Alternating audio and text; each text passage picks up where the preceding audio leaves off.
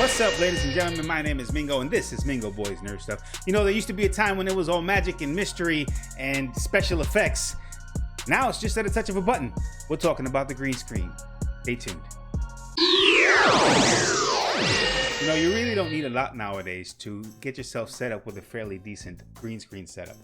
As long as you have a green screen and some fairly decent lights, it should all work out for you.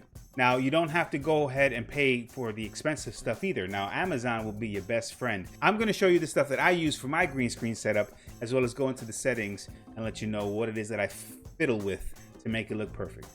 So the first thing you got to have is a green screen, right? You're not going to do much if you don't have that green screen behind you.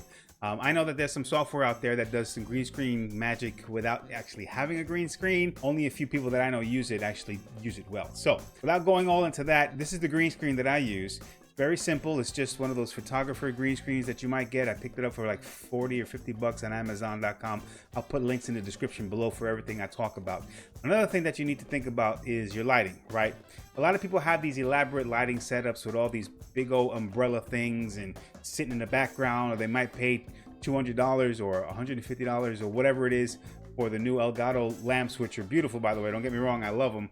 I'd love to have those, but they're just not in my budget right now. So as an alternative, I just went and I picked up about 3 or 4 daylight 5000K LED lights. You'll need a couple of desk lamps. Any desk lamps that'll fit your standard light bulb will work. In order to help diffuse the light a little bit, on Amazon as well, I picked up a couple of $7 diffusers. They're like 7 inches and they fit right over the lamp.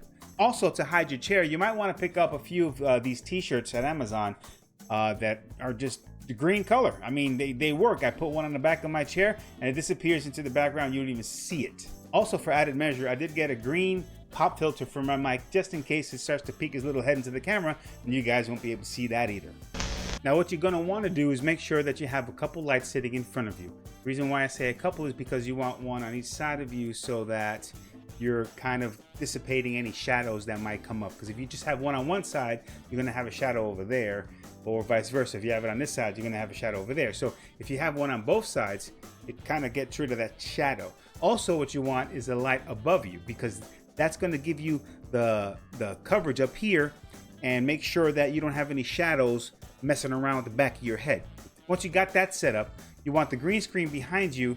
It doesn't have to be directly behind you, but depending on the camera angle and the width of your shot, you want to make sure that it's behind you and you can't see the frame, right? Once you got that set up, it's very simple to go ahead into OBS and add the settings to your webcam. All you really need to do, right click and you hit filters. Let me expand this a little bit so you can see what I'm doing.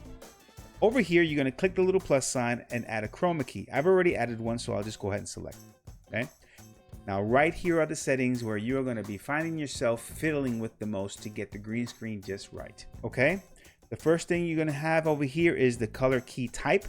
You're going to go ahead and select green. You can select blue or magenta or any other color that you might have sitting behind you.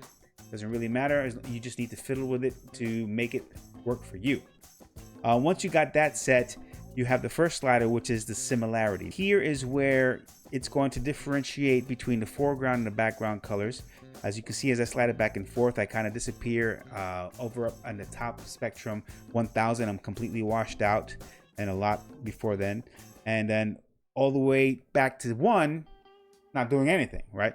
So you have to find the perfect balance between your background and the green screen. I find for myself that what works perfectly is 450. So let me go ahead and slide that back there. If you don't get it right, just kind of click on it and scroll up and down on your mouse button. And there you have that set. The second one here is the smoothness. Now this determines the smoothness of this line, this edge that's going around my body. See that? Right now it's set at 50, but if I set it all the way down to 1, you see it's kind of pixelates a little. And if I set it all the way, again, it's so smooth, it's washing me out. So right about 50 is where it works for me, and that's where I'm going to keep it. Okay.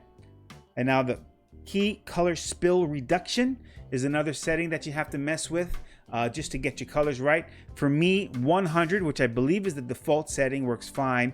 But if I slide it up and down, you'll see what it does. It kind of washes my color out completely or gives me way too much color. 100 is fine for me, and I'll set that back to 100. Scrolling right down is the opacity. Just set it to 100%, otherwise you're going to be invisible. That's opacity is opacity wherever you go. And then the contrast, I leave it, because of my lighting, I leave it at where it is just fine, because I don't like to mess with the contrast, brightness, and gamma in the chroma key. That's something that I might do over in color correction, but I'm not going to get into color correction now. I just like to keep that where it's sat. Otherwise, if you go back and forth, you see the contrast will either wash me out or totally darken me up.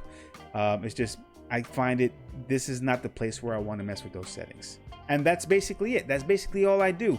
As you can see, the background looks pretty good. It's nice and crisp. I got a nice little crisp line across my edge right there. And you know, it doesn't take a whole lot. I don't need movie production money to get what I need. I hope this helps. Now, if you need me to clarify anything I went over in the video, ask me a question in the comments below. I'll be happy to answer you and clarify anything that I might have not been too clear on. While you're at it, if you liked the video, go ahead and hit that like button and add a comment down below just to let me know that you liked it. That way I know that what I'm doing is worthwhile.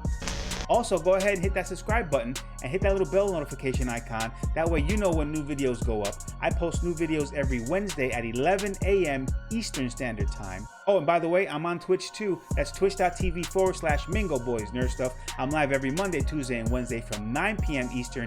So about 11:30, midnight, depending on where I'm at the game. I hope this video helped. Peace. Okay. Run back this way. I don't know why I'm running this way again. Why? Why am I running this way again? It doesn't make sense to me. It doesn't make sense to me why I would corner myself like this. Why would I corner myself like that? I got asthma. I've got asthma. It don't make no damn sense. Turn around and shoot him.